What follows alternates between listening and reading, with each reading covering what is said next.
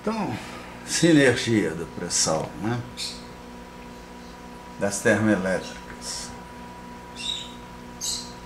As nossas reservas estimadas, 107, já chegam, vamos dizer assim, a 107 bilhões de barris. Já foi zero, né? No tempo que um especialista estrangeiro esteve por aqui, dizendo que o Brasil nunca produziria petróleo. Então isso pode crescer, como pode estabilizar, dependendo do que quiserem. Uma vez voltando da Europa, até meu amigo Ricardo Pinheiro veio visitar lá na classe econômica do avião, dizer que conversamos sobre petróleo, disse: olha, Cascade, petróleo é uma questão de preço. Quanto maior o preço do barril do petróleo, mais petróleo eles vão descobrir. E está aí a prova disso, né? Preço e tecnologia. À medida que Petrobras evolui, uma empresa que quase foi destruída, ela, e agora felizmente retomou um desenvolvimento forte, né? Ela se habilita a ir mais longe e cumprir a missão dela a favor do Brasil, e não propriamente de fundos de pensão estrangeiros ou sei lá o que. Dinheiro estrangeiro é bem-vindo, mas as decisões estrangeiras, não. Tsunami de gás. Para cada 1 milhão de barris de petróleo são produzidos aproximadamente 5 milhões de metros cúbicos de gás. Lógico, sob pressão atmosférica. Então, tirar petróleo produz gás. O gás é associado à produção de petróleo em quase todas as plataformas. Uma parte desse combustível é reinjetado para aumentar a produtividade dos reservatórios. O que sobra é vendido ou queimado. Se descobrirmos uma maneira de aproveitar bem esse gás, né, nós teremos um ganho de qualidade na nossa utilização de combustíveis fósseis. Isso é importante diante da realidade atual. E aí é um desafio que compete ao governo, inclusive, né, colocar para uma empresa estatal brasileira qualquer, uma Petrobras ou outra, para ir, através de navios tanques, compressores, etc., pegar esse gás e trazer. Se isso é economicamente viável ou não, é algo a ser discutido, né? E se o pessoal está disposto a pagar o preço do gás que resulta daí, tem que perguntar para o famoso mercado. O preço do gás tenderia a ser marginal. O foco é a extração do óleo. Para aumentar a produção de óleo, inevitavelmente terá mais gás a ser... Bem, é óbvio, né? Como o petróleo ele é uma mistura riquíssima de hidrocarbonetos, ele não produz apenas combustível.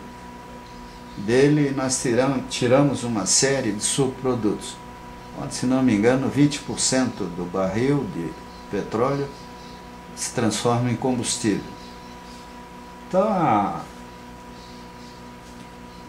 o foco é o óleo, o gás é um subproduto, a questão é otimizar isso tudo.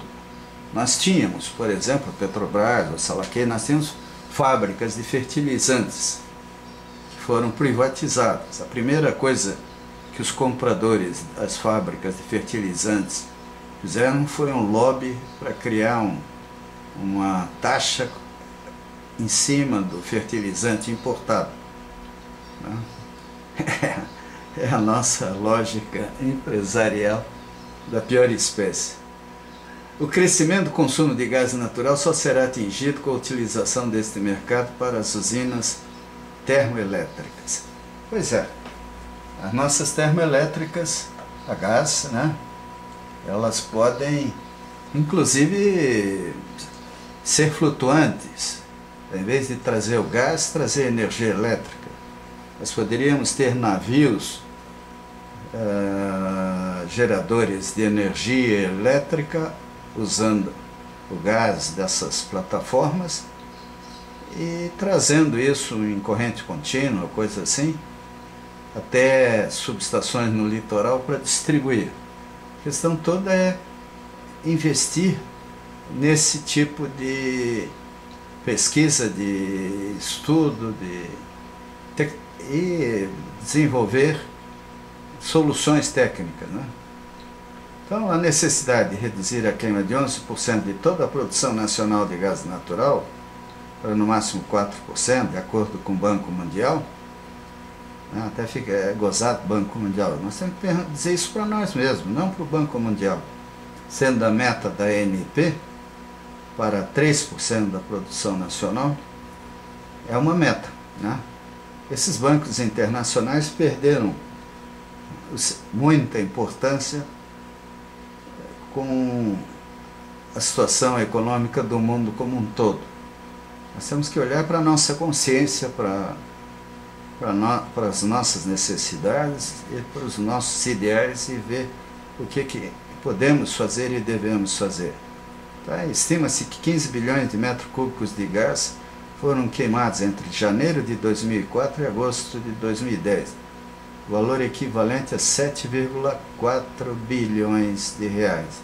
É muito dinheiro desperdiçado, né?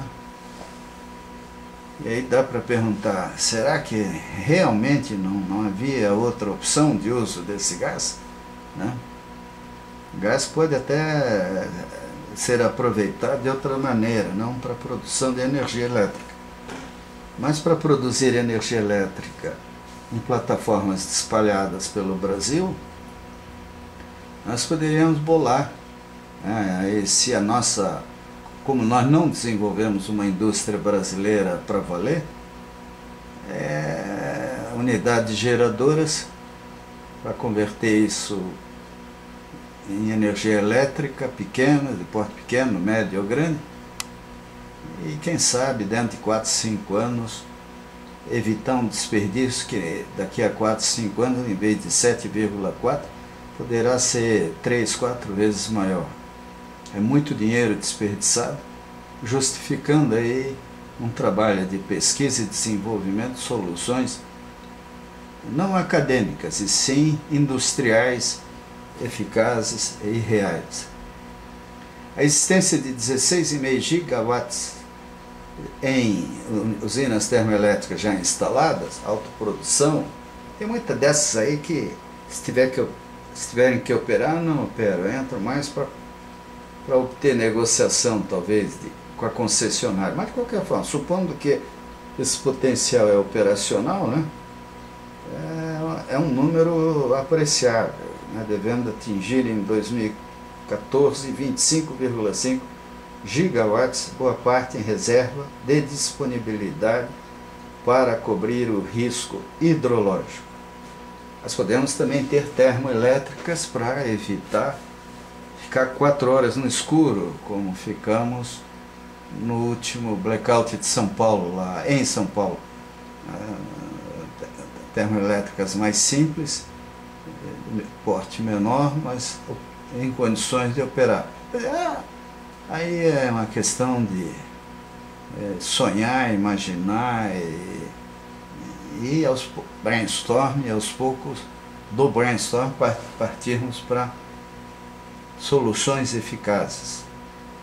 Usinas termoelétricas formando os reservatórios virtuais das hidrelétricas, né, das usinas hidrelétricas, é uma coisa óbvia, né, que todo engenheiro que trabalha na área de energia entende, mas o povo não conhece.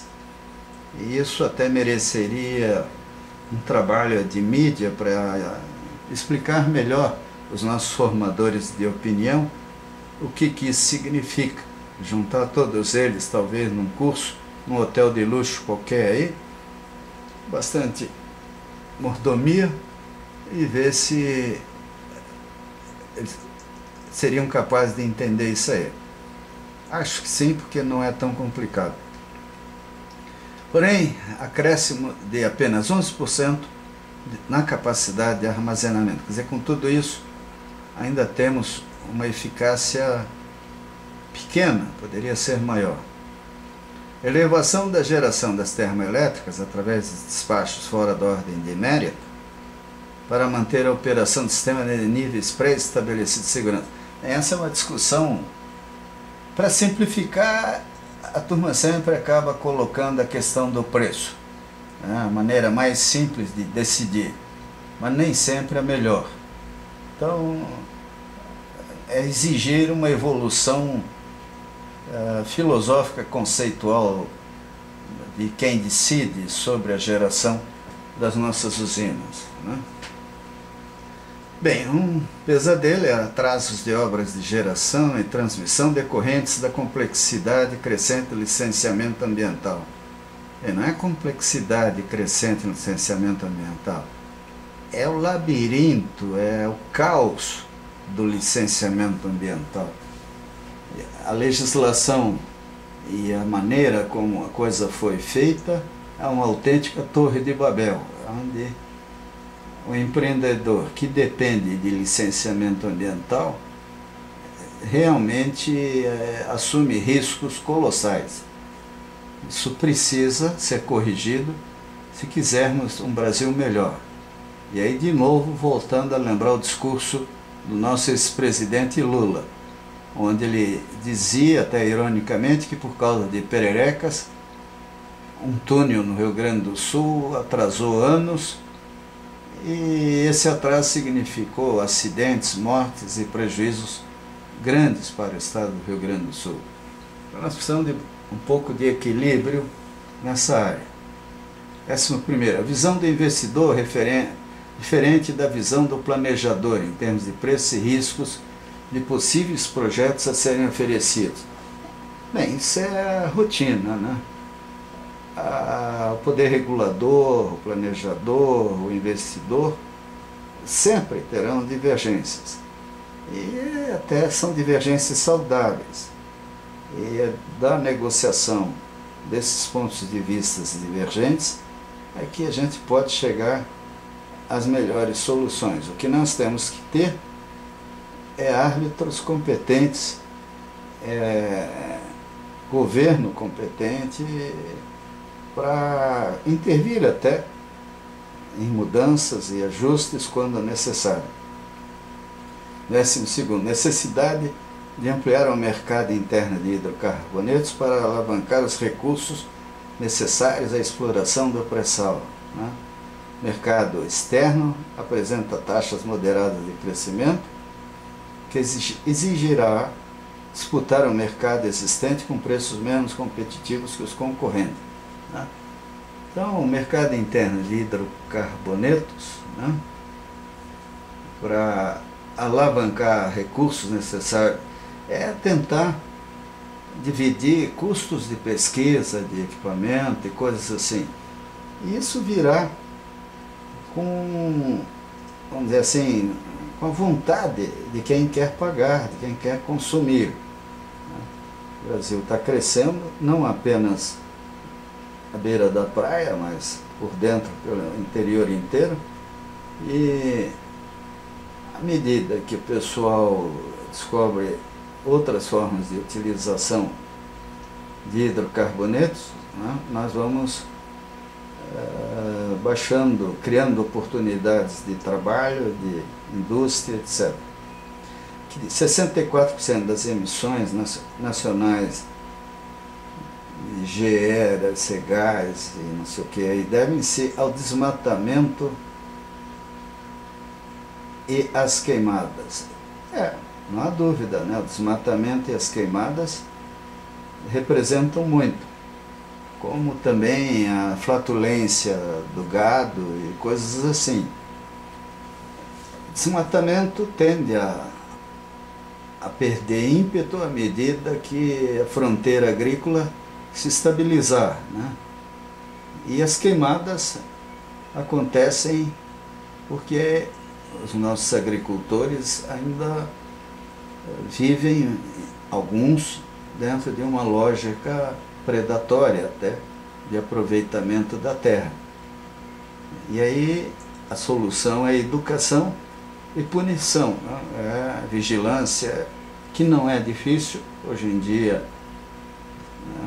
temos aí satélites, radares, até YouTube, até a Google ajudando. A questão toda é capacidade de intervenção, quer dizer, equipar os órgãos da Polícia Florestal, Ambiental, de modo a chegar rapidamente nos lugares onde isso esteja acontecendo, para inibir procedimentos errados, né? Então nós precisamos de uma política florestal e polícia florestal conduzida de forma apropriada, né? O crescimento no consumo de combustíveis fósseis pode ser, em sua maioria absoluta, compensado com uma redução no desmatamento e nas queimadas, além de alavancar a superação de passivos socioambientais e históricos. Vamos recapitular, portanto, né? 64%, né? Quer dizer, a maioria absoluta das nossas emissões de gás, né, na atmosfera devem ser ao desmatamento e às queimadas. Quer dizer, só isso justificaria um exército